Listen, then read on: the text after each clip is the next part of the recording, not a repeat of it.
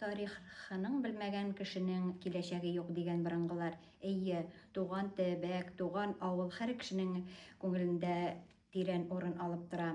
Менә Уразлы сүзе дә, Уразлы дигән авылның тирән мәгънәсенә ия. Чөнки Уразлы дигән сүзнең Ураз сүзеннән алынган. Ураз сүзе ул бәхет дигәнне аңлата. Мин шанам Уразлы халкы бик бәхетле дип. Чөнки куе урманнары, далалары, җиләкле болыннары белән ул дан тота. Уразлы авылының чыгышы турында инде риваятлар да бар. Ул риваятларга килгәндә, бу Уразлы авылында бик тә бай хөкемдар яшәгән. Аңар юлбасарлар һөҗүм кылгач, ул байлыгын идән астына төшереп җибәргән ди. Шулай итеп, ул авыл казнасын саклап калган. Шуның хөрмәтенә бу авылны Уразай дип атаганнар. Уразай чыганаклардан, тарихи чыганаклардан ул инде Уразлина булып та йөри.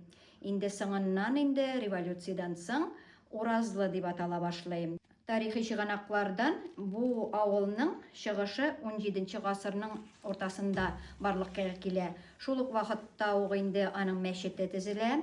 823 елда төзелә мәчете. Менә бу авылда элек-электән дан казанган, эшчән, батыр, киң күңелле кешеләр яши. Алар терлекчелек белән, яшелчәлек белән, балта осталары белән һәм инде умартачылык белән башка тирә авыллар арасында дан тоталар. Менә инде 1920 елда бу авылның үзенең олы мәктәбе, мәдрәсәсе, эш җил тегермәне, 2 су тегермәне, эш кибит эшли башлый. Мәхәлләнең турында монда бик тә атаклы бу эшләр инде безнең тикшерелеп бара. Менә атаклы галимнәр килә безнең авылга, тарихчылар, алар белән инде тирән өйрәнелә бу тарих безнең. Инде менә шул мәхәлләгә кайтсак, мәхәлләдә Мөхәммәд Гали хәзрәт хезмәт итә, 30 елдан артык гомерен хезмәт итә. Аның гаиләсе, менә хәзер инде без музей итеп оештырдык. Шунда хатыны Хәсәнә белән 8 бала табалар. Бу Мөхәммәд Галинең барча балалары да дини була. Аның менә бер улы Җәкедә хәзрәт булып эшли, Мөхәммәд дияр. Безнең авылда Мөхәммәд Нәҗип исемле хәзрәт хезмәт куя. Бик күп еллар хезмәт куя.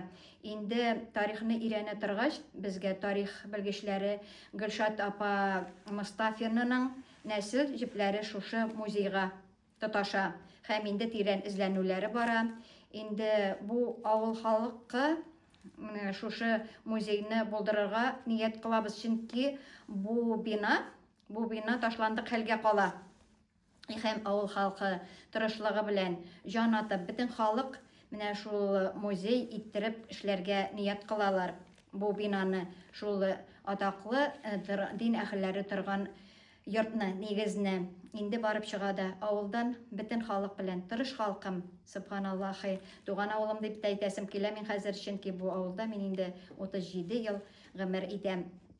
Инде әби бабаларыбыздан көн күреш әйберләрне җыеп, туплап, шул музейга туплыйбыз. Шулай иттереп тә менә бу бинаны саклап калу нияте белән яна без инде киләчәк буынга бу хәзинәне, бу инде байлыкны дип әйтим инде мирас иттереп, ядкар итеп калдырырга безнең ниятебез. Киләчәгебез өметле булыр. Шундый тырыш халык булганда, менә тарихчылар безнең юлыбызга Аллаһ Тәгалә шундый кешеләр, тарихчылар, дин галимнәрне очраштырды. Алар тирән эзләнүләр алып баралар бүгенге көндә. Менә тарих безнең мәңгелек, тарих безнең үлмәс дигән нияттә калабыз.